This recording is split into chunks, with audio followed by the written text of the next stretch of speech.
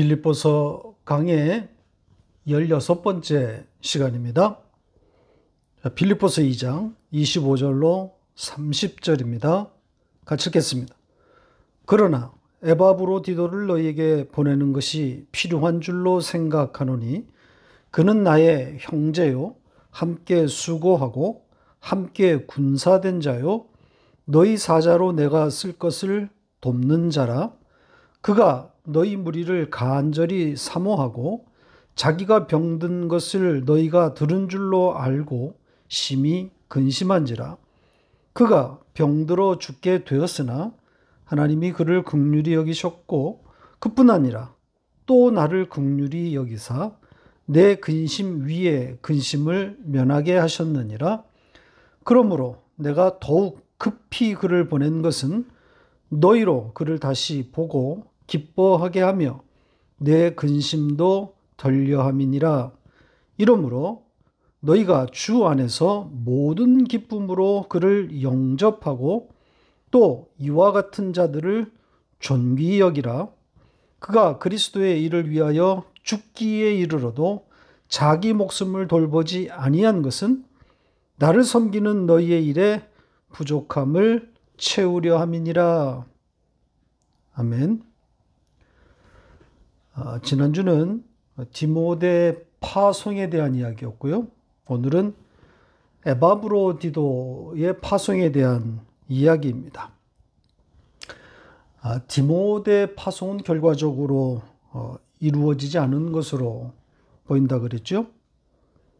그러니까 바울과 함께 지금 로마에 있는 디모데인데 무엇 때문인지 정확히 알 수는 없지만 바울의 바람대로 되지 않아서 디모데가 빌립보에 갈 수 없었고 이후에도 아마 가지 못한 것으로 보입니다.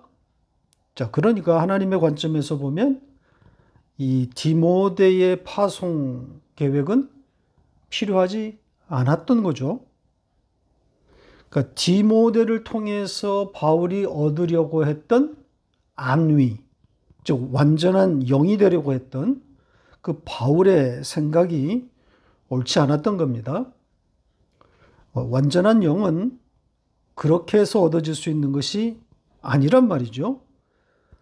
아래의 지식을 갖는다고 도달하는 것이 아닙니다. 위의 지식인 말씀, 즉 로고스이신 예수 그리스도를 알 때 온전한 영이 되는 겁니다. 이 바울의 빌립보 교회를 향한 뜨겁고 안타까운 심정에서 나온 표현이라는 것을 10분 이해하지만 하나님은 허락하지 않으셨습니다. 자, 오늘은 이제 또 다른 바울의 동역자인 에바브로디도의 이 파송에 대한 이야기입니다. 대부분의 학자들은 이 에바브로디도의 빌립보 방문은 이루어졌을 것으로 보고 있습니다. 이 바울의 지금 이 편지, 이 빌립보서가 에바브로디도의 이 방문에 의해서 전달되었을 것으로 보고 있습니다. 자, 이제 이 에바브로디도에 대한 이야기를 하게 될 텐데 사실 그에 대한 정보가 너무 부족합니다. 성경에 그의 이름이 등장하는 곳이 단 2곳인데 모두 여기 빌립보서입니다. 일부 학자들은 이 골로새서에 등장하는 에바브라, 그를 동일한 인물이라 주장하는데 일반적으로 받아들이는 견해는 아닙니다. 그러니까 에바브라의 주 사역지는 골로새였단 말이죠. 반면에 이 에바브로디도는 빌립보 교회와 깊이 연결되어 있습니다. 자, 그가 빌립보 교회와 어떻게 연결되어 있는지를 볼 수 있는 빌립보서 4장으로 한번 가보겠습니다. 자, 빌립보서 4장 18절 같이 읽겠습니다. 내게는 모든 것이 있고 또 풍부한지라 에바브로디도 편에 너희가 준 것을 받음으로 내가 풍족하리. 이는 받으실 만한 향기로운 제물이요 하나님을 기쁘시게 한 것이라. 바울이 빌립보 교회로부터 헌금을 받았다는 내용인데 그 헌금을 이 에바브로디도 편에 가져왔다 그러지 않습니까? 자, 이 한 문장을 가지고 에바브로디도가 빌립보 교회 출신이다 이렇게 확정적으로 말하기는 어렵지만 그렇다고 개연성이 낮은 건 아닙니다. 이 빌립보 교회의 헌금을 들고 바울에게 보내진 인물이라면 그 교회의 일원이었을 가능성이 상당히 높은 것 아니겠습니까? 그가 어느 지역, 어느 지방 사람인지는 알 수 없지만 아마도 빌립보에서 바울이 전하는 복음을 듣고 회심했을 가능성이 큽니다. 그렇다면 그는 빌립보 교회의 개척 멤버인 거죠. 바울의 제자인 겁니다.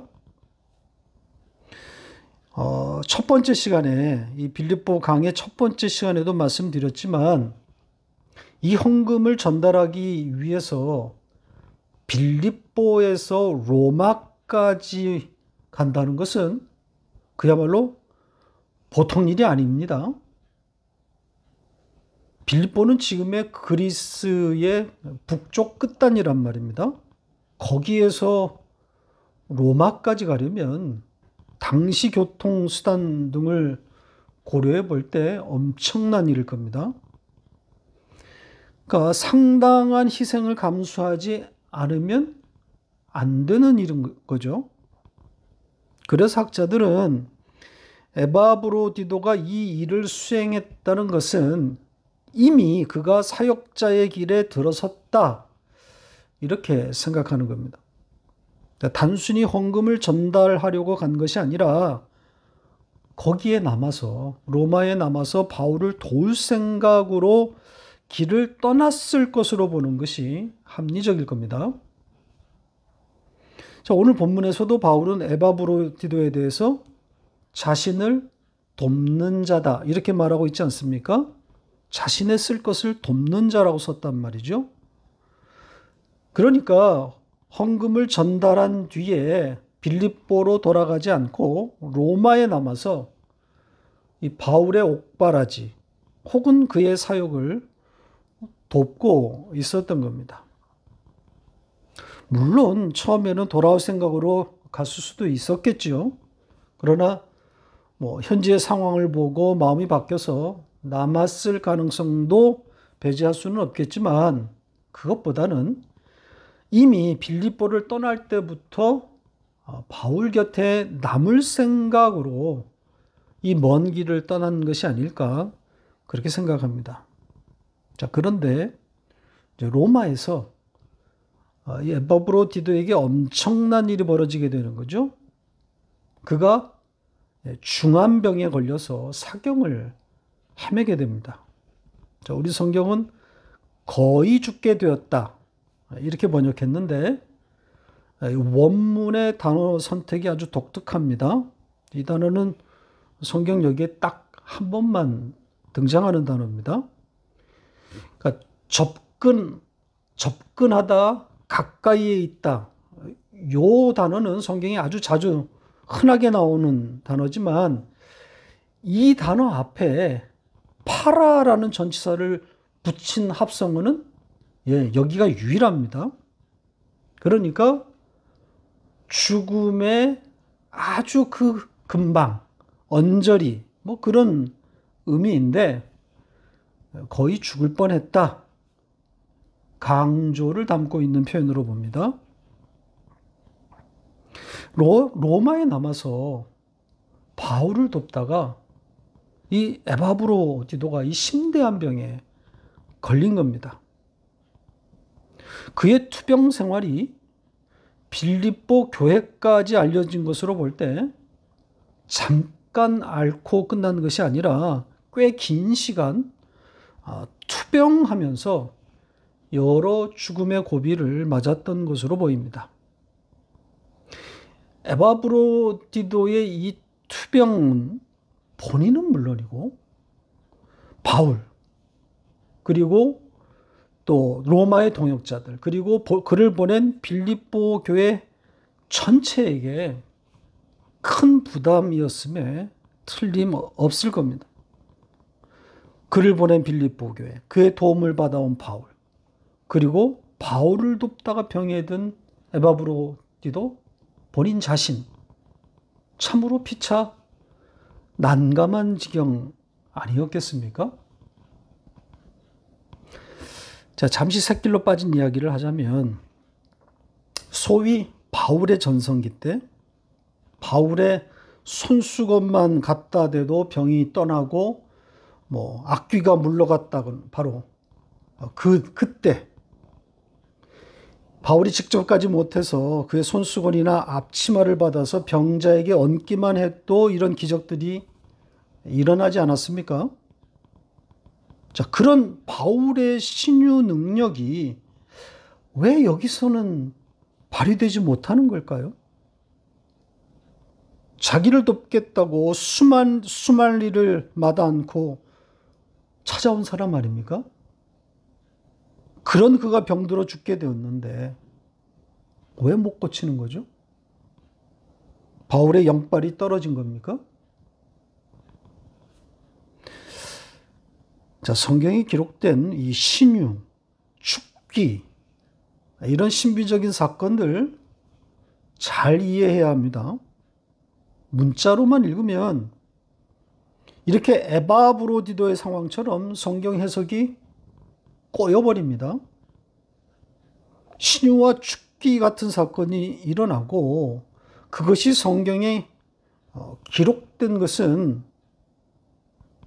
구원이 무엇인지, 하나님 나라가 무엇인지를 알려주기 위함인 겁니다. 병을 고쳤다는 것 그 자체는 아무 의미가 없어요. 생각해 보세요. 자, 요한복음 5장에 보면 베데스다 사건 있지 않습니까? 물이 동하기를 기다리던 38년 된 병자가 예수님을 만나 치유된 사건입니다. 그런데 거기에 이 환자만 있었던 것이 아니라 각종 병을 가진 사람들이 모여 있었단 말이죠. 그런데 그 많은 환자들 중에 고침을 받은 사람은 이 한 사람, 38년 된 이 병자밖에는 없었습니다. 냉정하게도 예수님은 이 사람만 고칩니다. 치유 그 자체의 의미가 있으려면 거기에 있었던 모든 환자들을 다 고쳐주어야 맞는 것 아닙니까? 아니란 말이죠. 딱 한 사람, 38년 된 그 사람만 고침을 받습니다. 왜요? 구원을 말하기 위함입니다. 예수님은 하나님의 택한 백성, 그 한 사람을 만나는 거란 말이죠. 모든 인류를 사랑하신다, 이런 이야기가 아니란 말입니다. 지금 이 에바브로디도의 투병, 그리고 이어서 일어나는 회복, 이거는 구원을 담고 있는 이야기가 아닙니다. 구원을 설명하는 사건이 아니란 말이죠. 그래서 읽는 독자인 우리는 그냥 아프면 아픈 대로, 그리고 회복되면 회복되는 대로 그냥 읽으면 되는 거예요. 큰 의미를 둘 이유가 없어요. 이런 이야기에 의미를 부여하기 시작하면 헤매게 되는 겁니다. 그래서 내가 교회를 위해서, 하나님을 위해서 얼마나 희생 봉사했는데 나에게 이런 일이 일어날 수 있는가? 이런 엉뚱한 소리를 하게 되는 겁니다. 자기의 전 재산을 다 바쳤다 해도 제 몸 잘 건사하지 않으면, 그래서 무리하게 되면 누구나 병에 걸리는 겁니다. 어떤 사람은 태생적으로 병약한 사람, 기질적으로 약한 사람도 있어요. 그러니까 보이는 어떤 것, 어떤 현상적인 것에 지나치게 의미를 두어서는 안 되는 겁니다. 에바브로디도의 경우는 죽을 뻔하다가 살아났지만 이런 사람도 있고 그렇지 않고 회복하지 못하고 죽는 사람도 있는 겁니다. 솔직하게 말하면 제가 목회 현장에서 경험한 바에 의하면 죽을 만한 병에 걸리면 대부분 죽습니다. 이런 경우 하나님께 매달려서 살아나는 경우 거의 없습니다. 오히려 의학에 의지해서 살아나는 경우는 많이 봤어도 기도로 살아났다고 하는 사람 거의 못 봤습니다. 죽음 앞에서 살려달라고 부르짖는 것이야 믿는 자건 믿지 않는 자건 본능적인 욕구인데 제가 아는 한 하나님은 그런 기도에 응답하는 분이 아닙니다. 그리고 대부분 그냥 죽어요. 그러니까 그런 기도하지 마세요. 죽을 병이 들었다면 잘 죽게 해달라고 기도하세요.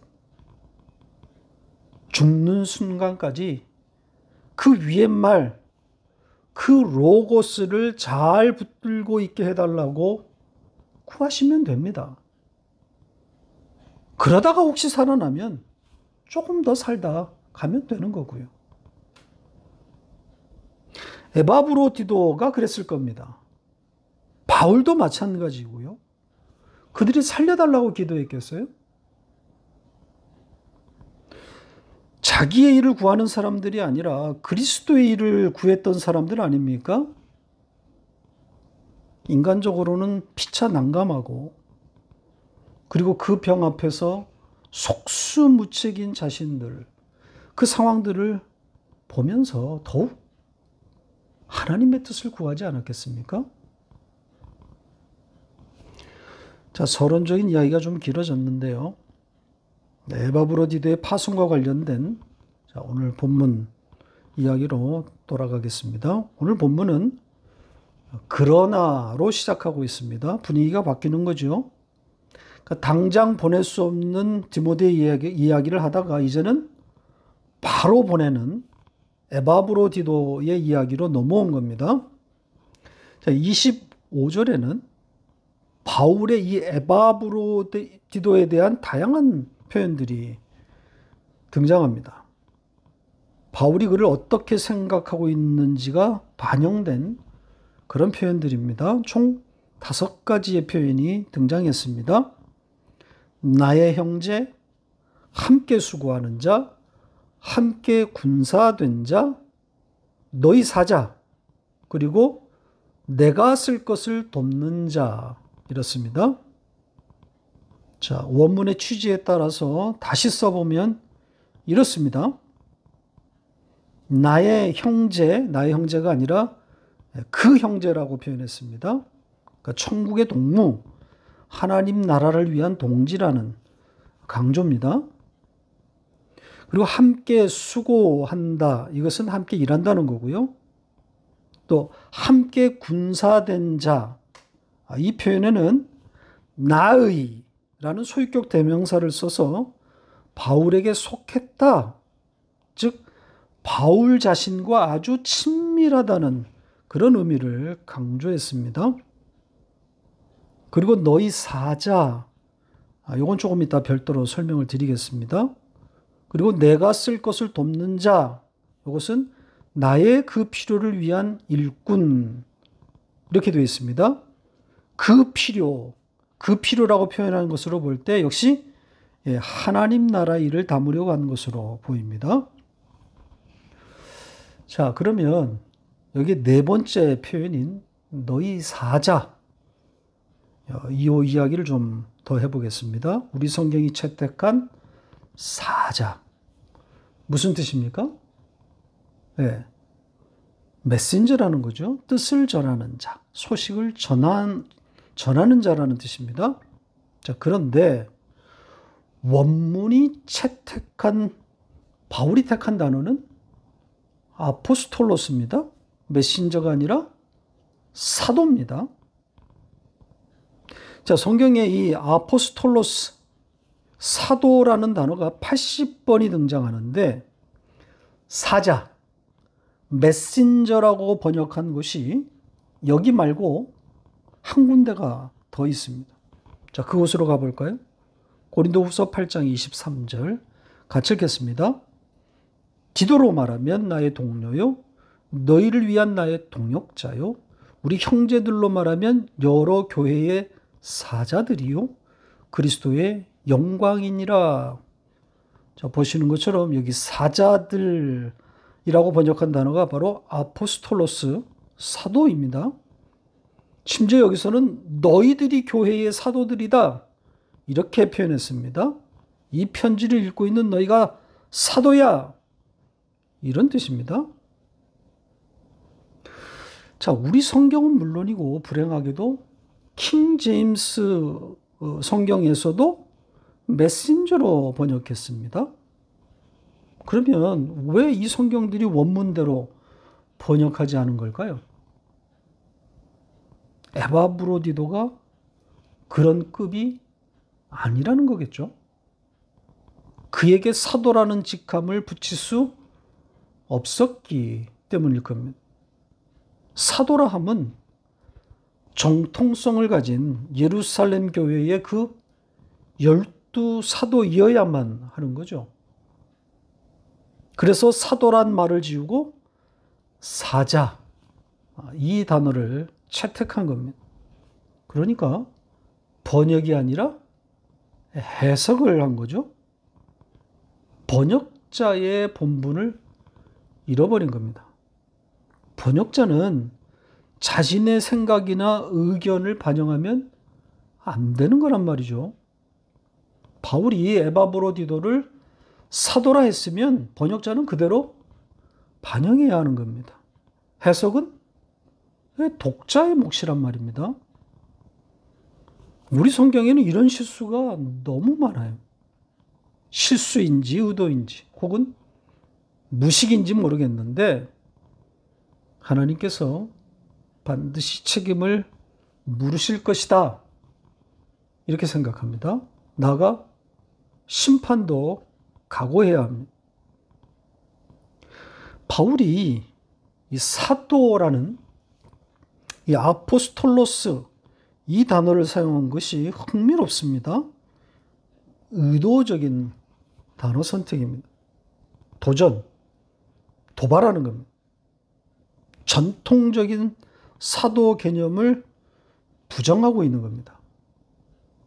사도 시대가 끝났다고 선언하고 있는 셈입니다.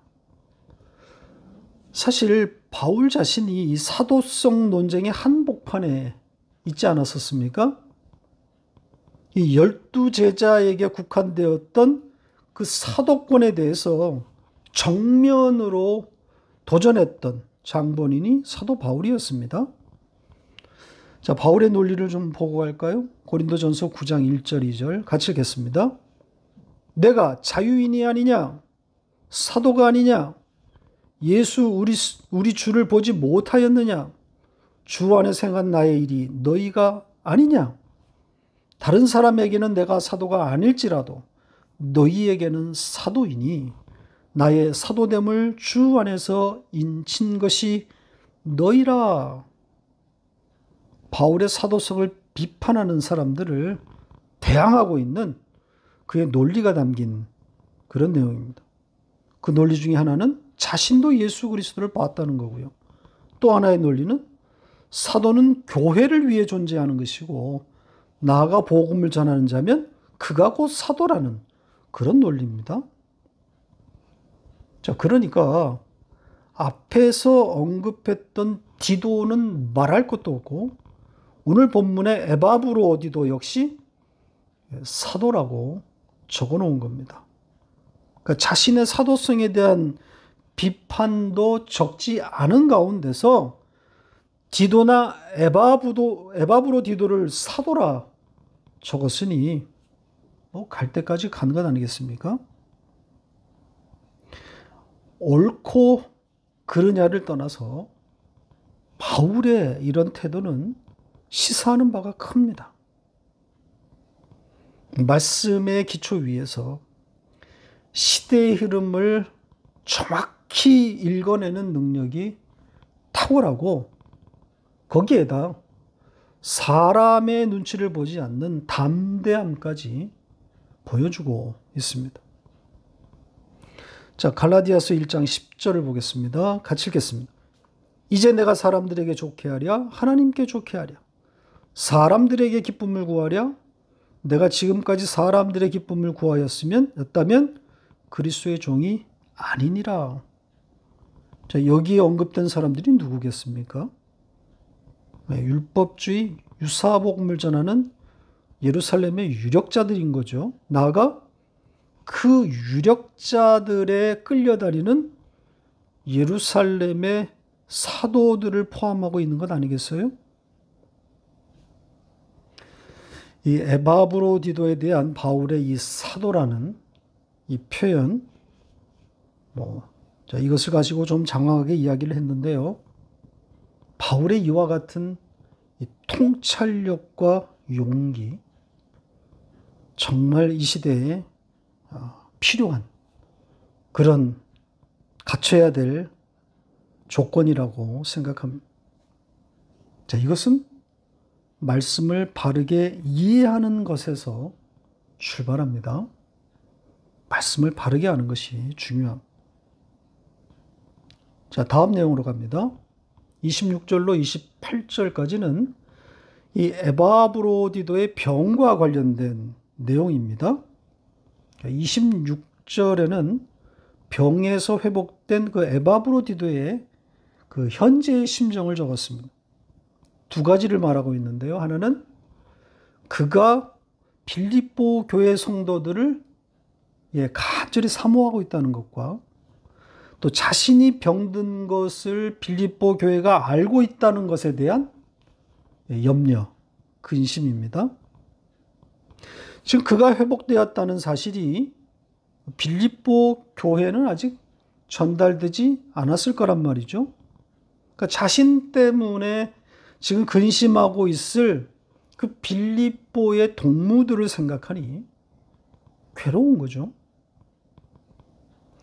그리고 27절은 에바브로디도의 회복을 말하고 있는 내용입니다. 죽음의 언저리까지 갔던 그를 하나님께서 긍휼히 여기셨다. 이렇게 표현했습니다.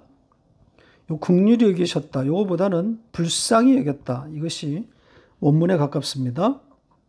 자, 그런데 그의 회복에 대한 표현은 이것이 전부입니다. 나았다, 회복되었다, 이런 직접적인 표현은 없습니다. 하나님이 그를, 그리고 바울을 불쌍히 여기셨다. 이게 전부입니다.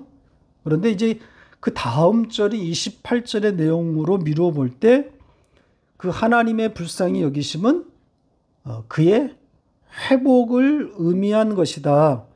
이렇게 볼 수 있는 거겠죠. 그리고 28절에는 이 에바브로디도를 보내는 목적에 대해서 기록했는데요. 그를 속히 보내서 빌립보 교회로 하여금 그를 다시 보게 해서 기뻐하고 근심을 덜어주기 위함이다. 이렇게 바울이 썼습니다. 바울은 여기서도 아주 독특한 표현을 사용했습니다. 우리 성경은 근심을 덜어주다 이렇게 번역했는데 원문의 취지는 아픔, 통증으로부터 자유롭게 했다. 이게 원뜻입니다. 그리고 이 단어 역시 성경에 여기 딱 한 번 사용했습니다.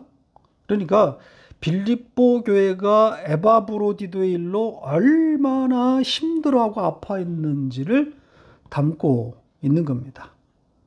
아픔, 통증에서 자유롭게 하다.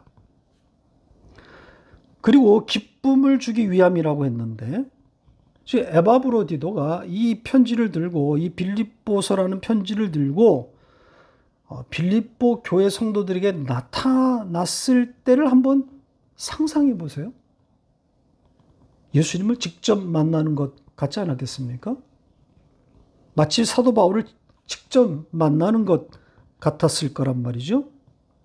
지금 무너진 교회, 이 교회 싸움에 지쳐버린 빌립보 사람들에게 이 에바브로디도의 방문, 이건 이보다 더 좋은 일이 있을 수가 없는 거죠.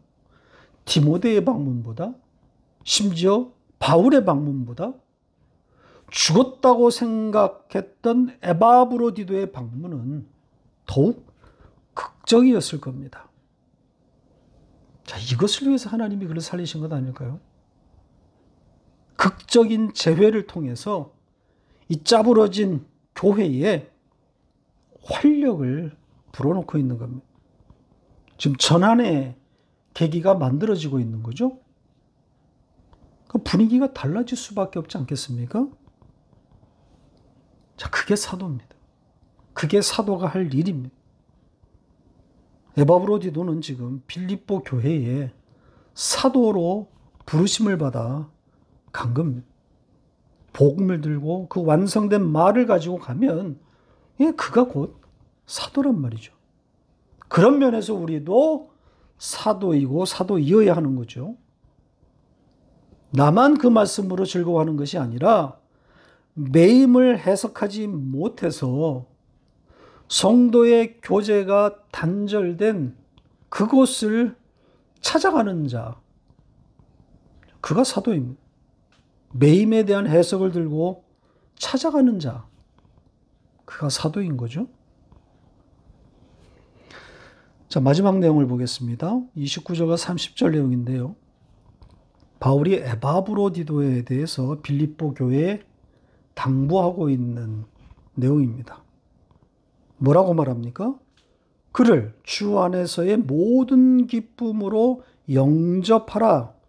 자, 이렇게 당부하고 있습니다. 여기에 지금 영접하라, 환영하라. 이 명령문은 명령문 수동태 혹은 중간태입니다.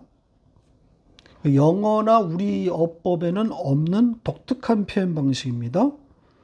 굳이 직역하면 영접되게 하라, 영접되어지게 하라, 이렇게 됩니다. 왜 이런 어려운 표현을 썼을까요? 사실 이 주 안에서 모든 기쁨으로 영접하라, 모든 기쁨으로 영접하라, 이 표현 또한 어려운 내용입니다. 그 기쁨, 주님이 주신 그 기쁨으로 영접하라는 거잖아요. 그러니까 일반적인 환영, 일반적인 재회의 기쁨이 되지 않도록 하라는 의미를 담은 겁니다.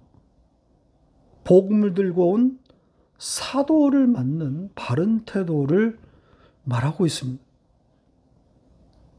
지금 죽었다가 살아 돌아온 사람이니까 얼마나 기쁘고 감격스럽겠습니까? 그런데 그런 기쁨이 되어서는 안 된다는 겁니다. 주 안에서 모든 기쁨으로 맞으라는 겁니다. 그런 환영, 그런 영접이 되어지도록 하라는 당부의 말입니다. 그러면서 마지막 절인 30절은 그렇게 하늘의 기쁨으로 그를 영접해야 할 이유를 적어놓았습니다. 왜냐하면 그는 그리스도의 그 일을 위하여 자기의 영, 자기의 호흡을 내팽개치면서 거의 죽음에 갔었기 때문이다. 이렇게 적었습니다. 그리스도의 그 일, 이건 복음 혹은 복음의 전진 아니겠습니까?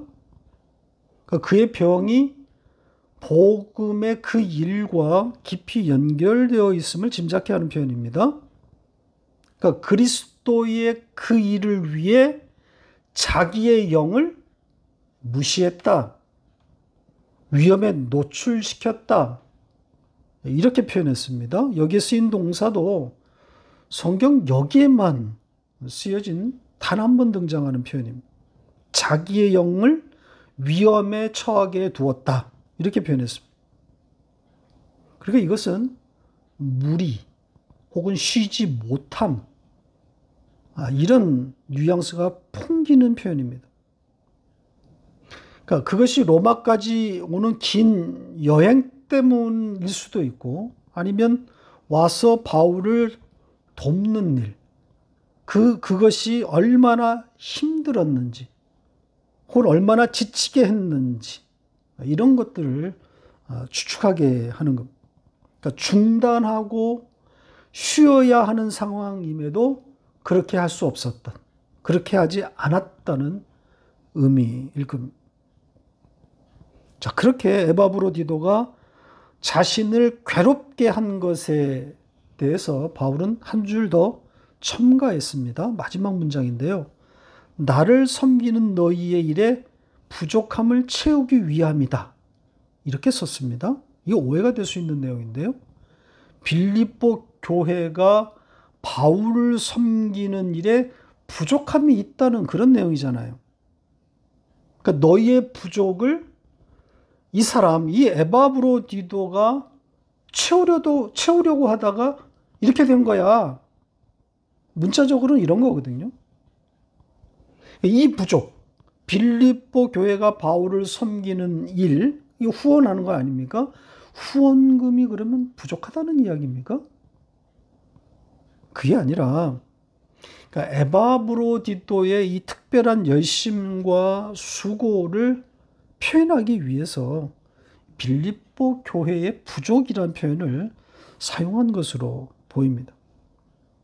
그러니까 헌금, 이 돈만으로 다 되는 건 아니란 말이죠. 지금 바울을 돕는다는 것은 돈으로 해결될 수 없는 어떤 상황이 있다는 것을 말하고 있는 겁니다. 사람, 곁에 머물면서 그를 도와줄 사람이 필요한 거죠. 지금 그 이야기를 하고 있는 겁니다. 에바브로디도가 바로 그 역할을 하고 있었던 겁니다. 그러다가 죽을 뻔한 거죠. 자, 그런 에바브로디도를 보내는 것이니 얼마나 감격스러웠겠습니까? 그럼에도 바울은 그를 맞이함에 있어서 사도로 주 안에서의 모든 기쁨으로 영접되게 하라는 이 포인트를 놓치지 않고 있습니다. 인간적인 재회의 기쁨에 마음 빼앗기지 말라는 경고입니다. 바울다운 놀라운 통찰력입니다. 비록 바울이 앞에서 디모데를 보냄에 있어서 옳지 못한 생각, 옳지 못한 표현, 그를 통해서 소식을 얻음으로 온전한 영이 되려고 했던 그런 표현을 사용했지만 금세 제자리로 돌아오고 있지 않습니까? 역시 바울입니다. 이 사도의 방문, 성도의 교제가 퇴색되지 않도록 만전을 기하고 있는 그런 모습입니다. 참으로 배울 것이 많은 그런 태도인 거죠. 말씀을 맺겠습니다.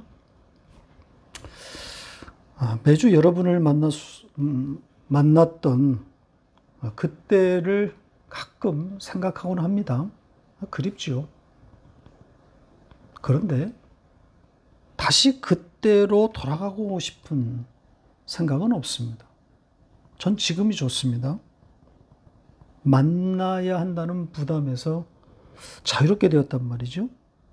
사실 말씀을 전하고 강단에서 내려오면 그 말씀과는 상관이 없는 그런 대화를 해야 하는 그 부담에서 해방되었습니다.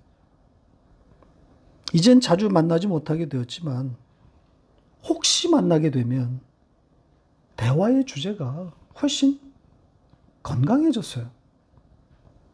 오늘 바울의 표현처럼 주 안에서의 모든 기쁨으로 피차 영접하는 그런 분위기로 바뀌었단 말이죠. 매임에 대한 해석을 들고 찾아온 사도가 되는 거죠. 바울과 에바브로디도, 그리고 에바브로디도와 빌립보 교회의 성도들, 자, 이와 같은 만남이 우리 가운데서도 재현되는 그런 천국의 실제가 펼쳐지는 에클레시아의 여러분들이 되셨으면 좋겠습니다.